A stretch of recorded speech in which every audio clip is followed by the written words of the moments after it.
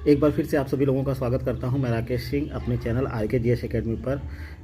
मैंने आप लोगों से वादा किया है कि मैं क्रमशः आप लोगों को पाठ अध्ययन सामग्री उपलब्ध कराऊंगा और उस वादे को पूरा करते हुए मैंने मौर्य साम्राज्य से लगभग 5वां या 6वां वीडियो मैं अपलोड करने जा रहा हूं। और ये वाला वीडियो भी बहुत ही IMP होने वाला है। IAS PCS RO TGT PHT net JRF के लिए, वनडे एग्ज़ाम के लिए भी IMP है। और आज का जो हमारा वीडियो है वो सम्राट अशोक यहाँ से होगा। और सम्राट अशोक से संबंधित जितने भी IMP क्वेश्चन होंगे आपका इस वीडियो से पूरी तरह से तैयार हो जाएगा। और विश्वास मानिए कि आपको किसी और नोट्स को पढ़ने की या बनाने की जरूरत नहीं पड़ेगी। मैं बार बार एक ही चीज़ आप लोगों से कहता हूँ, मेरा नोट्स पढ़ने के बाद आप लोग पुराने क्वेश्चन पेपर हल कर लीजिए, बस यही आप लोगों के लिए काफ़ी होगा। फिलहाल चलिए स्टार्ट करते हैं वीडियो और अशोक से संबंधित सभी एग्जाम के दृष्टिकोण से IMP फैक्ट देखते हैं। अशोक की प्रियदर्शी में जो लिखा गया है, ये प्रियदर्शी उसकी उपाधि थी, मतलब कई सारे नामों से वो जाना जाता था, जिसको हम आगे देखेंगे। अब अगर देखा जाए तो ये कब शासक बना था, 273 ईसा पूर्व में शासक बना और 232 ईसा पूर्व में इसकी मृत्यु हो जाती है। यानी कि ये है इसके शासन, ये है इसका शासनकाल। तो अगर यहाँ से क्वेश्चन करता है कि अशोक का शासनकाल कब से कब तक रहा था, तो हमारा ऑप्शन होगा 273 ईसा पूर्व से 232 ईसा पूर्व तक। अब सबसे पहले हम लोग उसके प्रारंभिक जीवन को देखते हैं और यहाँ से क्वेश्चन खूब आते हैं, भर भर के आते हैं, तो इस पर गौर करना बहुत ही IMP है।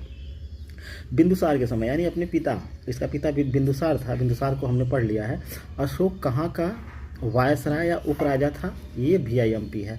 वायसराय कहते हैं या उस समय वायसराय या उपराजा कहा जाता था, तो यह अवंती का था।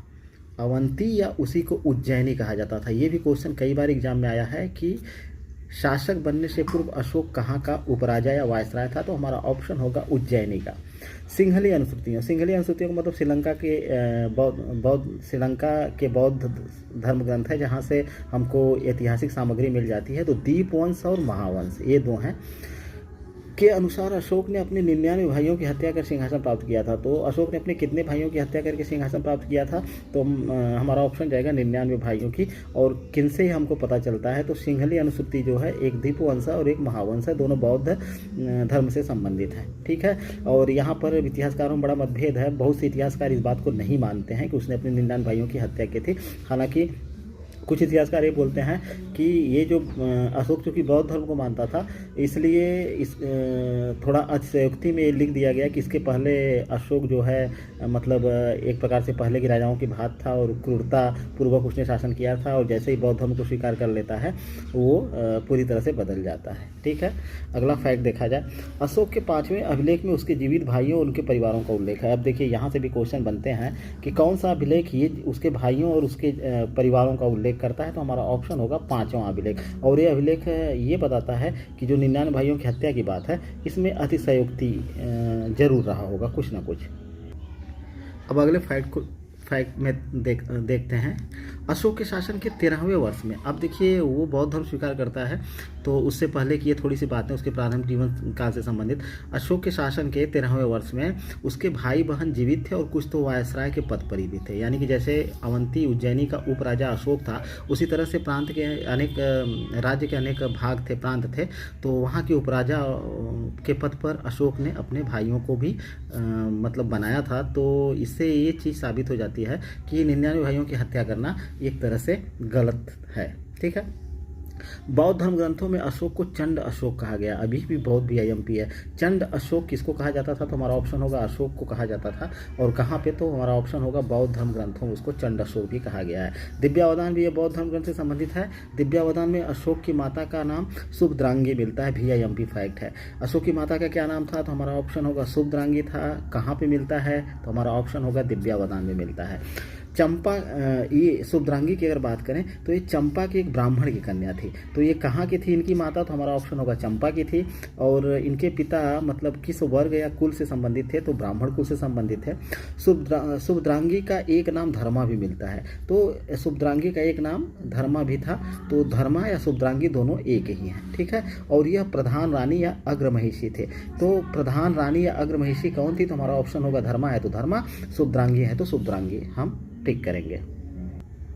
अगले फ्लैट में देखा जाए, अब दीपवंश और महावंश ये दोनों सिंहली अनुसूचियां यानी श्रीलंका के इतिहास से संबंधित है और भारत से संबंधित मतलब ऐतिहासिक सामग्री भी इसमें उपलब्ध है। दीपवंश और महावंश से पता चलता है कि उज्जैनी जाते समय यानी कि उज्जैनी या अवंती जाते समय, पीछे हम लोग देख चुके हैं कि उज्जैनी अवंती एक ही है, अशोक विदिशा में रुका था। कहाँ रुका था? तो हमारा ऑप्शन होगा विदिशा में रुका था। और एक श्रेष्ठी, श्रेष्ठी का मतलब व्यापारी, व्यापारी की पुत्री देवी से विवाह किया था।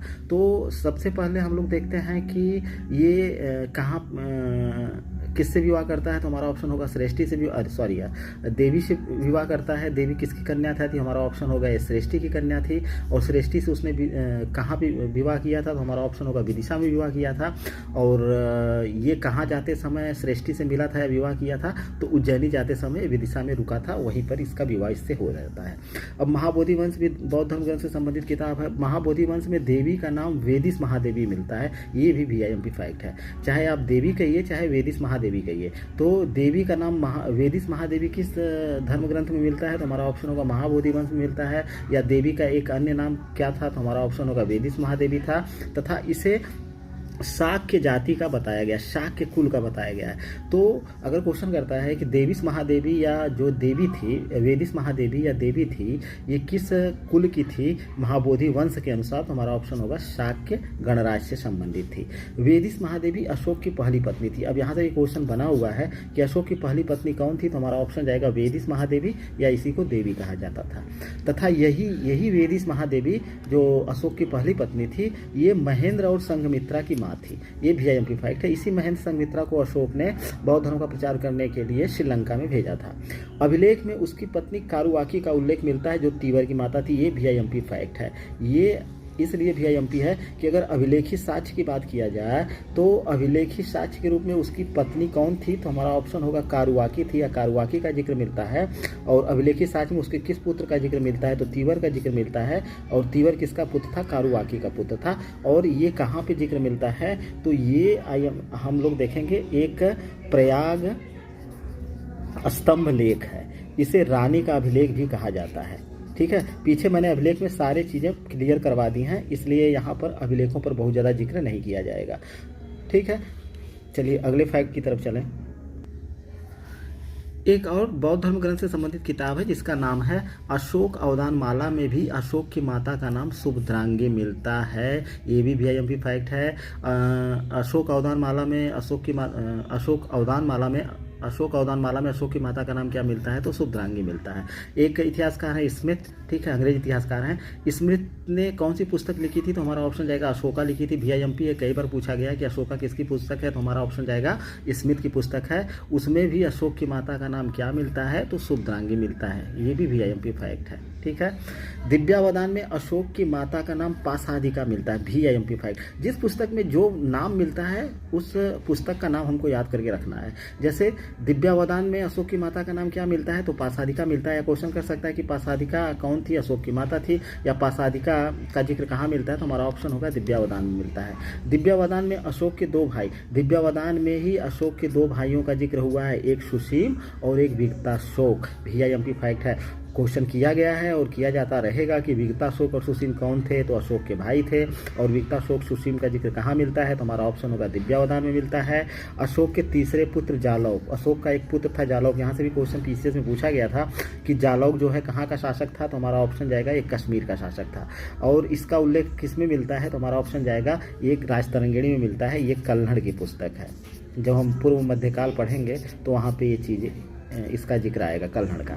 तो कल्हड़ की राजतरंगी के अनुसार अशोक का तीसरा पुत्र कौन था? जालौक था। और ये कहाँ का शासक था?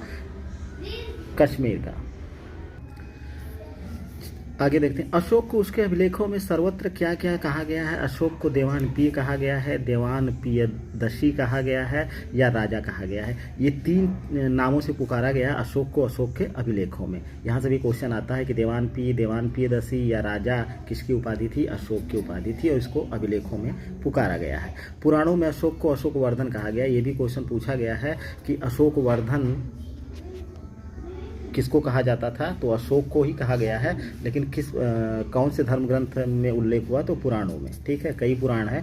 बौद्ध ग्रंथ में अशोक की पत्नियों के नाम, देखिए ये IMP फैक्ट है। यहाँ से क्वेश्चन आपको याद करके रखना है, बहुत VIMP है। तिस्सरक्षिता, इसकी पत्नी थी असंधिमित्रा, इसकी पत्नी थी महादेवी, इसकी पत्नी थी पद्मावती, इसकी पत्नी थी। तो यहाँ से क्वेश्चन पूछता है कि निम्न में से कौन सी अशोक की पत्नी थी या नहीं थी, तो हमको तिस्य रचिता, असंधिमित्रा, महादेवी, पद्मावती इनका नाम, और पीछे जहाँ जो हम लोग पढ़े हैं देवी या वेदिस महादेवी, इनका नाम याद करके रखना है। ठीक है। बौद्ध ग्रंथों में उसकी एक अन्य पुत्री चारुमती का भी उल्लेख है। चारुमती की क्या थी अशोक की, तो हमारा ऑप्शन होगा पुत्री थी। और यही एक मतलब अशोक की अब दो पुत्रियों का जिक्र हमको मिल जाता है, एक संघमित्रा और एक चारुमती का। ठीक है, दोनों इसकी पुत्रियां थी, ये हमको कायदे से दिमाग में रखना है। भाब्रू अभिलेख में देखिए, भाब्रू अभिलेख में अशोक को क्या कहा गया है, तो हमारा ऑप्शन जाएगा प्रियदर्शी कहा गया है, ये भी आईएमपी फैक्ट है। मस्की अभिलेख में अशोक को क्या कहा गया है, तो हमारा ऑप्शन जाएगा बुद्ध शाक्य कहा गया है, ये आईएमपी है, ये भी आईएमपी फैक्ट है दोनों। अशोक 273 ईसा पूर्व में, पीछे हम लोग देख चुके हैं, 273 ईसा पूर्व में राज सिंहासन पर बैठा, लेकिन 269 ईसा पूर्व में उसका विधिवत राज्याभिषेक हुआ था। यहाँ से क्वेश्चन बजा देता है, तो हमको याद करके रखना है कि राज्याभिषेक उसका कब हुआ, तो 269 ईसा पूर्व में हुआ, लेकिन वो राजा कब बना था, तो 273 ईसा पूर्व में बना था। यानी कि राजा बनने और राज्याभिषेक, अब हम लोग अगर अशोक के राज्याभिषेक की बात करें तो 273 ईसा पूर्व में राज सिंहासन बैठा, लेकिन 269 ईसा पूर्व में उसका विधिवत राज्याभिषेक हुआ। तो राजा बनना और राज्याभिषेक होना दोनों में अंतर है, 4 सालों का अंतर है। कितने, हम लोग देखते हैं कि 4 वर्ष का अंतर है। तो ये भी आईएमपी फैक्ट है। कितने वर्ष का अंतराल है राज्याभिषेक और राजा बनने में, 4 वर्ष का। राजा कब बना, 273 ईसा पूर्व में, और राज्याभिषेक कब हुआ, 269 ईसा पूर्व में। इसमें भी एक कहानी है, कहानी यह है कि उसका अपने बड़े भाई के साथ उसका युद्ध होता है। हालांकि बहुत से इतिहासकार इसको नहीं मानते, तब वो शासक बनता है। बाद में कुछ स्थिति सुधर जाने के बाद 269 ईसा पूर्व में वो अपना विधिवत राज्याभिषेक करवाता है। ठीक है। अशोक ने अपने राज्याभिषेक के 8वें वर्ष बाद अर्थात 9वें वर्ष 261 ईसा पूर्व में कलिंग विजय की थी। ये भी आईएमपी फैक्ट है। कई बार एग्जाम में पूछा गया है कि कलिंग की विजय, कलिंग पर आक्रमण कब किया था, कलिंग विजय उसने कब की थी, तो 261 ईसा पूर्व में की थी। और अपने राज्याभिषेक का मतलब 269 ईसा पूर्व के 8वें वर्ष में, किस वर्ष में, नहीं सॉरी 8वें वर्ष बाद। यानी कि क्वेश्चन यहाँ से आया हुआ है कि किस वर्ष के बाद, तो 8वें वर्ष के बाद, और किस वर्ष, तो 9वें वर्ष। ये दोनों फैक्ट आईएमपी है। उसने कलिंग पर आक्रमण किया था 261 ईसा पूर्व में। अशोक के कलिंग विजय का उल्लेख 13वें शिलालेख में मिलता है, भी आईएमपी फैक्ट कई बार पूछा गया है। 13वां जो इसका बृहद शिलालेख है, इसमें जो है अशोक की कलिंग विजय का उल्लेख, उस पर आक्रमण करने का उल्लेख मिलता है। उद्देश्य क्या था, यहाँ से ए और आर करके क्वेश्चन पूछा जाता है कि उसका उद्देश्य, कलिंग पर विजय प्राप्त करने का उद्देश्य क्या था। तो ये कई कारण थे। तो सुरक्षा के दृष्टिकोण से दक्षिण के साथ सीधा संपर्क उसका हो सकता था। समुद्री और स्थल मार्ग से व्यापार में सुविधा, जो असुविधा होती थी वो भी समाप्त हो सकती थी। तो ये 3-4 रीजन थे जिसके कारण उसने कलिंग पर आक्रमण किया हुआ था। ठीक है।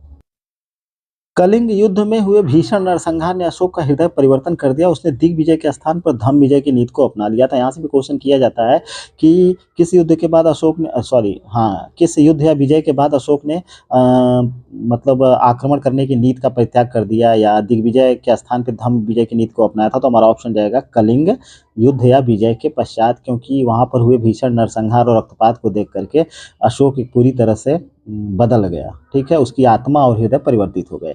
कलिंग का प्राचीन राज्य जो कहाँ पर था, ये दक्षिणी उड़ीसा में था। वीआईएमपी फैक्ट ये भी पूछा गया है। और 13वें शिलालेख के अनुसार इस युद्ध में कितने लोगों को बंदी बना कर निर्वासित किया गया था, तो 1,50,000 लोगों को बंदी बना करके निर्वासित कर दिया गया। सोच लीजिए कितना भयानक रहा होगा। और लगभग कितने लोगों की हत्या हुई थी, तो 1 लाख लोगों की हत्या हुई थी। कुल 1.5 लाख लोगों के ऊपर इसका असर पड़ा था। हालांकि इससे ज़्यादा लोग प्रभावित हुए होंगे। अब कलिंग को जीत करके कितने प्रशासनिक केंद्र बनाए गए थे, तो हमारा ऑप्शन होगा 2 प्रशासनिक केंद्र बनाए गए थे। कौन कौन से, देखते हैं आगे। 2 केंद्र थे। तो पहला कौन सा था, एक उत्तरी केंद्र बनाया गया। उत्तरी केंद्र की राजधानी क्या बनाई गई, तोसली बनाई गई। वीआईएमपी फैक्ट कई बार एग्जाम में पूछा गया है। दक्षिणी केंद्र की राजधानी कौन सी बनाई गई या किसको बनाया गया, जौगढ़ को बनाया गया। यहीं से हमको उसके शिलालेख भी प्राप्त होते हैं। एक इतिहासकार है हेमचंद्र राय चौधरी, इन्होंने, मैंने यहाँ पे स्थान छोड़ा हुआ है, इनका कथन था उसके बारे में, कलिंग युद्ध के बारे में। तो मुझे नहीं लगा कि इतना एमपी, इसलिए मैंने इसको छोड़ दिया। अशोक पहले ब्राह्मण धर्म का अनुयायी था। पहले क्या था, वो ब्राह्मण धर्म को मानता था बौद्ध धर्म स्वीकार करने से पहले। अब बौद्ध धर्म ग्रंथ एक है महावंश, तो महावंश टीका के अनुसार अशोक प्रतिदिन 60,000 ब्राह्मणों को भोजन कराता था। VIMP फैक्ट है। महावंश ये बताता है कि पहले अशोक ब्राह्मण धर्म का अनुयायी था और कितने ब्राह्मणों को भोजन करवाता था प्रतिदिन, तो हमारा ऑप्शन होगा 60,000 ब्राह्मणों को। राज तरंगिणी, कल्हड़ की जो राज तरंगिणी है उसके अनुसार अशोक किस किस धर्म को मानता था, तो हमारा ऑप्शन होगा शैव धर्म को मानता था या उसका अनुयायी था। हालांकि ये सारी चीज़ें इन सारी चीज़ों पर काफ़ी विवाद है, लेकिन क्वेश्चन यहाँ से आता जाता रहता है, तो जिसके अनुसार जैसे पूछेगा वैसे हमको ऑप्शन पे टिक करना है। अब सिंहली अनुश्रुतियाँ जो दीपवंश और महावंश है ये क्या बोलती है, अशोक को उसके शासन के चौथे वर्ष, किस वर्ष, अशोक के उसके शासन के चौथे वर्ष, राज्याभिषेक के नहीं, शासन के, यानी 273 ईसा पूर्व के चौथे वर्ष, निग्रोध निग्रोध नामक 7 वर्षीय, कितने वर्ष का था, 7 वर्षीय बौद्ध भिक्षु था। और ये किसका पुत्र था, इसके बड़े भाई सुमन का पुत्र था। VIMP फैक्ट कई बार आया हुआ है कि निग्रोध कौन था, तो अशोक के बड़े भाई सुमन का पुत्र था। और कितने वर्ष का था, 7 वर्ष का था केवल। उसके प्रवचन को सुनकर उसने बौद्ध धर्म को अपना लिया। एक तो ये जिक्र मिलता है। बाद में ये देखा गया कि बाद में मोगलीपुत्र तिस्य, वही मोगलीपुत्र तिस्य जिसने तृतीय बौद्ध संगीति की अध्यक्षता की थी, उसके प्रभाव में आकर अशोक पूर्ण रूप से बौद्ध हो गया। तो अगर पूछा जाता है कि अशोक ने पूर्ण रूप से बौद्ध धर्म को कब अपनाया लिया या किसके संपर्क में आकर, तो हमारा ऑप्शन होगा मोगलीपुत्र तिस्य के संपर्क में आकर। दिव्यावदान क्या बोलता है, दिव्यावदान के अनुसार अशोक को उपगुप्त ने बौद्ध धर्म में दीक्षित किया था। तो अशोक के 3 गुरु हो गए। अब जिसके अनुसार पूछेगा वैसे हमको ऑप्शन में टिक करना है। अगर दिव्यावदान के अनुसार पूछेगा तो उपगुप्त हो जाएंगे। और यहाँ से क्वेश्चन आता है कि उसको शिक्षित दीक्षा देने वाले कौन कौन से, तो उसमें हमको ये उपगुप्त का नाम याद करके रखना है, मोगलीपुत्र तिस्य का नाम याद करके रखना है और निग्रोध का। तो इनमें से कौन से हैं कौन से नहीं हैं, ऐसे क्वेश्चन कई बार एग्जाम में पूछा गया है। अशोक 1 वर्ष तक साधारण उपासक रहा था। बौद्ध धर्म स्वीकार करने के बाद अशोक कितने वर्ष तक साधारण उपासक रहा था, यानी हमारा ऑप्शन होगा 1 वर्ष तक। अशोक ने अपने अभिषेक के 10वें वर्ष, राज्याभिषेक के 10वें वर्ष क्या किया, बोध गया की यात्रा की थी। कई बार एग्जाम में आया हुआ है। VIMP फैक्ट, यहीं पर गौतम बुद्ध को ज्ञान प्राप्त हुआ था। इसने सर्वप्रथम अशोक ने कहाँ की यात्रा की थी, तो हमारा ऑप्शन आएगा बोध गया की यात्रा की थी। और राज्याभिषेक के 20वें वर्ष, ये 10वें वर्ष बोध गया की यात्रा करता है और 20वें वर्ष में वह लुम्बिनी, जहाँ पे गौतम बुद्ध का जन्म हुआ था, वहाँ पर जाता है, यात्रा करता है। इसलिए यहाँ क्या करता है, अशोक पत्थर की एक सुदृढ़ दीवार बनवाता है और लुम्बिनी ग्राम को कर मुक्त घोषित कर देता है। ये VIMP फैक्ट है, ठीक है। और क्या करता है, कर मुक्त घोषित करके सिर्फ वहाँ पे 1/8 भाग लिए जाने की घोषणा करता है कि भाई लुम्बिनी से कितना कर लिया जाएगा, 1/8 भाग लिया जाएगा। तो यहाँ से कई बार क्वेश्चन आया हुआ है कि किस वर्ष उसने लुम्बिनी की यात्रा करी थी, 20वें वर्ष में, और कितना कितना कर लेना उसने घोषित किया था, तो 1/8 भाग कर लेना घोषित किया था। इसके बाद क्रम देखा जाए तो सबसे पहले बोध गया की यात्रा करता है, फिर लुम्बिनी की यात्रा करता है। इसके बाद वो नेपाल की तराई में स्थित कनक मुनि, एक पौराणिक धर्मगुरु थे, उनके स्तूप को क्या करता है, संबंधित व द्विगुणित करवाता है। अनुश्रुतियां अशोक को, ये VIMP है, तो क्रम हमको याद होना चाहिए। सबसे पहले बोध गया की यात्रा करता है, फिर इसके बाद लुम्बिनी की करता है, फिर इसके बाद हम देखते हैं कि नेपाल की यात्रा करता है। तो क्रम भी पूछा जाता है, ठीक है।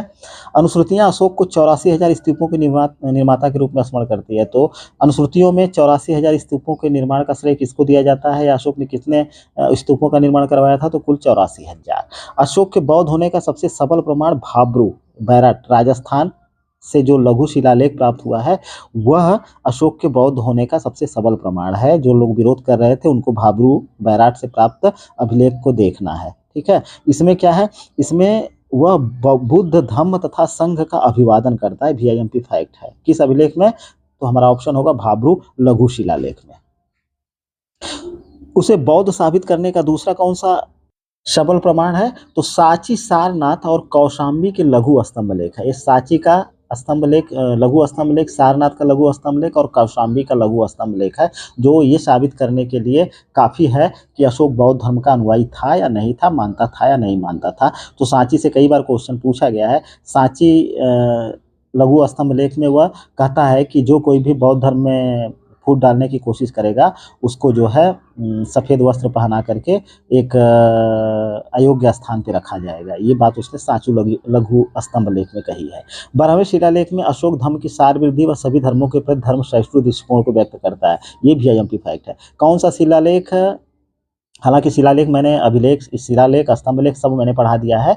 यहाँ पे जो हमको IMP लगा वही इसी पर मैंने दृष्टिपात किया है।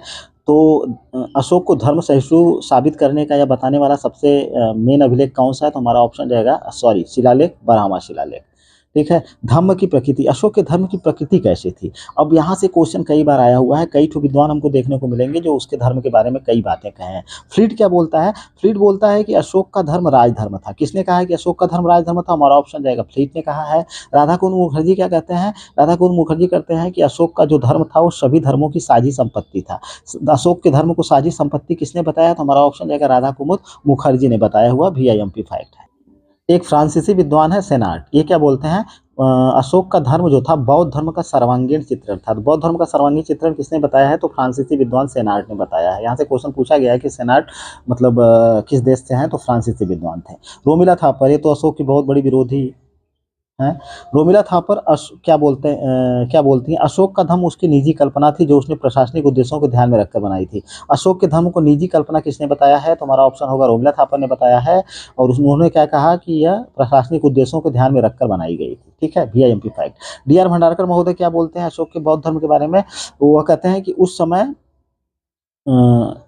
समय समाज में बौद्ध धर्म के दो रूप प्रचलित थे। DR भंडारकर बोलते हैं कि उस समय समाज में बौद्ध धर्म के दो रूप प्रचलित थे। एक उपासक था जो ये उपासक बौद्ध धर्म गृहस्थ के लिए होता था और एक भिक्षु बौद्ध धर्म था, ये भिक्षु और भिक्षुओं के लिए होता था। अशोक उपासक बौद्ध धर्म का ही अनुयायी था। ठीक है। अशोक ने यवन जाति तुसास्प को काठियावाड़ प्रांत का राज्यपाल नियुक्त किया था, ये VIMP फैक्ट है। यवन जाति यानी यूनानी एक था, उस क्या नाम था उसका, तुसास्प। इसको जो है काठियावाड़ यानी कि काठियावाड़ गुजरात का काठियावाड़ में जूनागढ़ पड़ता है, तो जूनागढ़ का राज्यपाल किसने तुसास्प को नियुक्त किया था, तो हमारा ऑप्शन जाएगा तो अशोक ने, VIMP फैक्ट।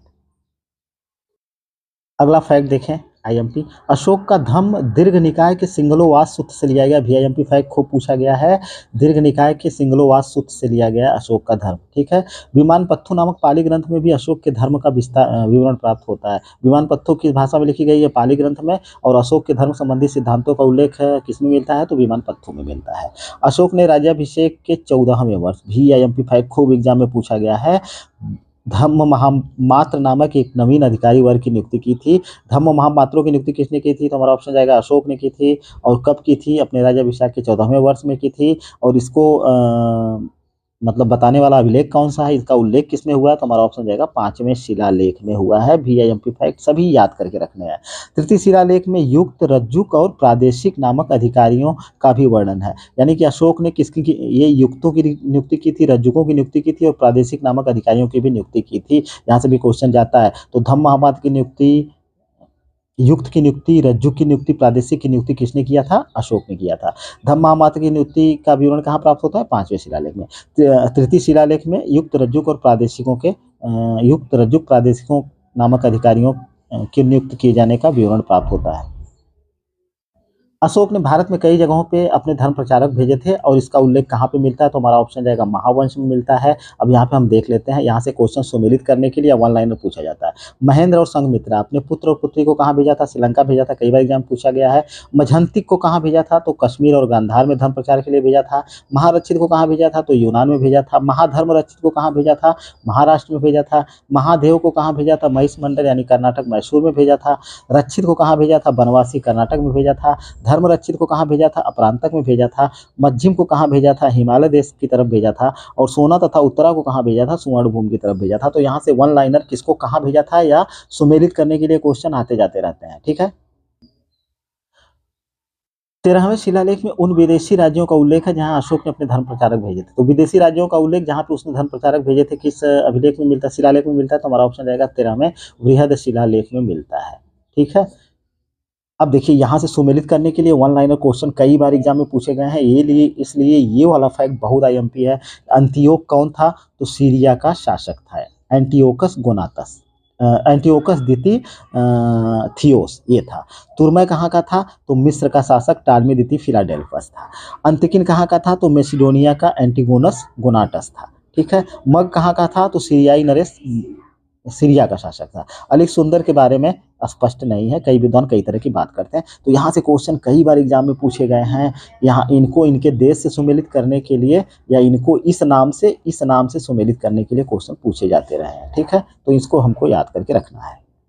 अब सिंहली अनुश्रुतियों दीपवंश और महावंश के अनुसार अशोक के शासनकाल में पाटलिपुत्र में बौद्ध धर्म की तिथि संगीति हुई थी। तो बौद्ध धर्म की तिथि संगीति का कहाँ हुई थी, तो हमारा ऑप्शन जाएगा पाटलिपुत्र में हुई थी। अध्यक्षता किसने की थी, तो हमारा ऑप्शन जाएगा मोगलीपुत्र तीसरे ने की थी। और इसका उल्लेख कहाँ पे मिलता है, तो हमारा ऑप्शन होगा दीपवंश और महावंश। जैसे देता है वैसे हमको करना है।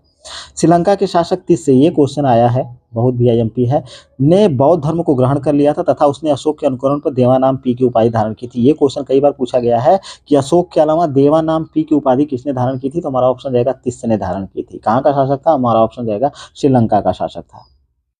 अब हम अभिलेखों के आधार पर अशोक के साम्राज्य सीमा का अगर निर्धारण किया जाए तो कई सारी चीजें हमको, देखिए पेशावर जिले में स्थित शाहबाजगढ़ी अभिलेख, मैंने कहा है मैंने अभिलेख को पूरा विस्तृत पढ़ाया हुआ है, तो हम मेरे अशोक के अभिलेख वाला चैप्टर एक बार जरूर देख लीजिएगा।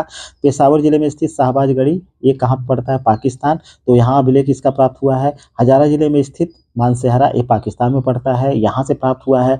कंधार के समीप सरेकुना, ये अफगानिस्तान में पड़ता है। जलालाबाद के निकट लघमान, ये भी अफगानिस्तान में पड़ता है। ठीक है, किस लिपि में है, कैसे क्या है, सब चीज़ें मैंने पीछे पढ़ा दी है। तो ये माना जाता है कि जहाँ जहाँ इसके अभिलेख प्राप्त हुए हैं, शिलालेख प्राप्त हुए हैं, वहाँ पर उसका क्या था, साम्राज्य था, यानी कि वहाँ तक उसका अधिकार था। इससे स्पष्ट है कि अशोक के साम्राज्य में एरिया, हिंदुकुश, हेरात, आर्कोशिया, जेड्रोशिया भी शामिल थे। ये सब हमको पूरी तरह से क्लियर करके रखना होगा।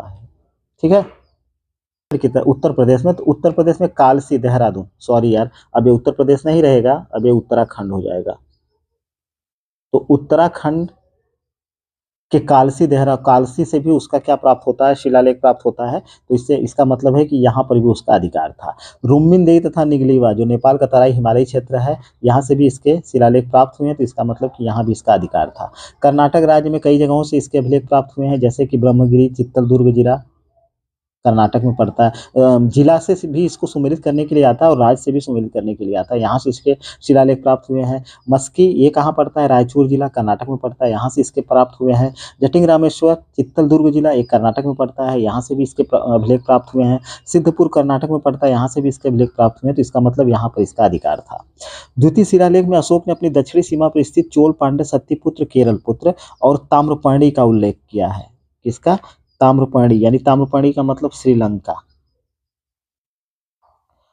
तो यहां से क्वेश्चन खूब आता है कि द्वितीय शिलालेख में किनका उल्लेख है या नहीं है, तो हमको सबको याद करके रखना होगा। चोल का उल्लेख है, पांड्य का उल्लेख है, सत्यपुत्र का उल्लेख है, केरल पुत्र का उल्लेख है और ताम्रपर्णी का उल्लेख है। ठीक है, पांचों हमको याद होना चाहिए। और किस शिलालेख में, तो हमारा ऑप्शन जाएगा द्वितीय शिलालेख में है। हाँ, लेकिन एक चीज यहाँ पे हमको कंफर्म करना होगा कि ये सारे जो थे, ये उसके साम्राज्य के बाहर है। तो द्वितीय शिलालेख में जिनका उल्लेख हुआ है, ये सब इसके साम्राज्य में शामिल नहीं थे। यानी कि जो पीछे हम लोग देखते हैं, चोल, पांड्य, सत्यपुत्र, केरल पुत्र, ये सब ताम्रपर्णी उसके साम्राज्य के बाहर थे। 13वें शिलालेख में हम लोग देखते हैं कि कई मतलब और राज्यों का उल्लेख हुआ है, जैसे योन का, कंबोज का, गंधार का, रठिक का, भौजक का, पित्तीनक का, आंध्र का, नाभ्रक का, नागपक्ति का, परिमिदस का, इन राज्यों का उल्लेख हुआ है। ये सब इसके साम्राज्य में शामिल थे। तो अभिलेखों के आधार पर हम उसकी साम्राज्य सीमा का निर्धारण कर सकते हैं। पश्चिम में काठियावाड़ में जूनागढ़, यहाँ से इसके अभिलेख प्राप्त हुए हैं, तो इसका मतलब यहाँ भी इसका शासन था। महाराष्ट्र के थाना जिले के सोपारा से भी इसका शिलालेख प्राप्त हुआ, यानी कि यहाँ भी इसका शासन था। उड़ीसा में दो जगहों से धौली तथा जौगढ़, जो उत्तरी केंद्र और दक्षिणी केंद्र की राजधानियां थी, यहाँ से भी इसका शिलालेख प्राप्त हुआ, यानी यहाँ भी इसका अधिकार था। स्तूप कहे तो ताम्रलिप्ति में इसका स्तूप प्राप्त हुआ है, यानी कि यहाँ इसका अधिकार था। हुएनसांग समतट पुंड्रवर्धन कर्ण सुवर्ण में भी अशोक के स्तूप की बात करता है कि यहाँ पर अशोक के स्तूप थे, तो इसका मतलब यहाँ पर भी अशोक की साम्राज्य सीमा जाती थी। तो अब हम बात करते हैं कि इन सब से स्पष्ट हो जाता है कि अशोक का साम्राज्य उत्तर पश्चिमी सीमा में अफगानिस्तान से लेकर दक्षिण में कर्नाटक तक तथा पश्चिम में काठियावाड़ यानी गुजरात से लेकर पूर्व में बंगाल की खाड़ी तक विस्तृत था। कल्हड़ के अनुसार कश्मीर पर भी अशोक का अधिकार था। कश्मीर पर इसका पुत्र जालौक शासन कर रहा था, तो कल्हड़ ये बोलता है कि कश्मीर पर भी इसका अधिकार था। दिव्यावदान क्या बोलता है, दिव्यावदान से पता चलता है कि जब एक बार अशोक कुक्कुटाराम बिहार को बड़ा दान देने वाला था, तब अमात्यों ने विरोध किया था। किस बिहार को दान देने वाला था, कुक्कुटाराम बिहार को, और यहीं इसका अंत भी हो जाता है। राजकुमार, तो अमात्यों ने क्या किया था, राजकुमार जो संप्रति था उसको भड़काया था। तो संप्रति ने क्या किया था कि कुक्कुटाराम बिहार को दान नहीं देने दिया, क्योंकि राजकोष पर इसका बहुत असर पड़ रहा था। हमको इतिहास में ये देखने को मिलता है, यह देखने को। तो अशोक को बाद में संप्रति क्या करता है कि धीरे धीरे उसको उसके पद से हटा देता है और उसको धीरे धीरे खाने के लिए जो चीज़ें दी जाती थी वह भी धीरे धीरे कम करके अंत में उसको आधा आंवला दिया जाता था। इस प्रकार इस महान सम्राट का अंत बड़ा दुखद हुआ था। ठीक है, VIMP फैक्ट है। किसको आधा आंवला दिया जाता था? अशोक को। किसने दिया था? संप्रति ने दिया था। ठीक है, अशोक के बारे में ये सभी IMP फैक्ट है जिसको याद करके हमको रखना है। अशोक को एक महान सम्राट बोला जाता है। महान बोलने का रीज़न भी है क्योंकि एक बड़े साम्राज्य पर शासन करना उस समय जबकि युद्ध के द्वारा ही जिसकी लाठी उसकी भैंस होती थी। सिर्फ इसने कलिंग की विजय की थी, इसके बाद कोई विजय नहीं किया था और इतने लंबे समय तक शासन किया था सफलतापूर्वक। इसका मतलब ये है कि इसने जो धम्म विजय की नीति अपनाई थी उसमें यह पूरी तरह से सफल रहा था। हालाँकि कुछ इतिहासकार इसकी असफलता की भी बात करते हैं, लेकिन मिला-जुला करके मानवता के लिए जो अशोक ने कार्य किया विदेशी इतिहासकार तक उसकी बड़ाई करते हैं। बहुत से जैसे कि इतिहासकारों ने इसकी तुलना सीजर से और क्या उस मतलब अकबर से और कई ऐसे महान शासक हुए हैं उनसे इसकी तुलना करता है। लेकिन मिला-जुला करके सभी ये बताते हैं कि अशोक इन सभी से महान था और उसने सच्चे मन से जनता की सेवा की थी, जनता की भलाई के लिए काम किए थे और अपने प्रजा को खुशहाल देखना चाहता था। सच्चे अर्थों में अशोक को महान सम्राट कहा जा सकता है। ठीक है, तो ये अशोक से VIMP फैक्ट है। फिलहाल एक बार आप लोगों से रिक्वेस्ट करता हूँ कि प्लीज़ वीडियो को लाइक करें, चैनल को सब्सक्राइब करें और शेयर करना एकदम से मत भूलिए। फिर मिलते हैं हम लोग अगले वीडियो में जिसमें मौर्य साम्राज्य की प्रशासनिक व्यवस्था को देखा जाएगा और प्रशासनिक व्यवस्था के बाद मौर्य साम्राज्य का चैप्टर क्लोज हो जाएगा। आप लोग थोड़ा-सा मेरा साथ देने की कोशिश ज़रूर करिए। मैं आप लोगों को IMP वीडियोज़ लगातार उपलब्ध कराता रहूँगा।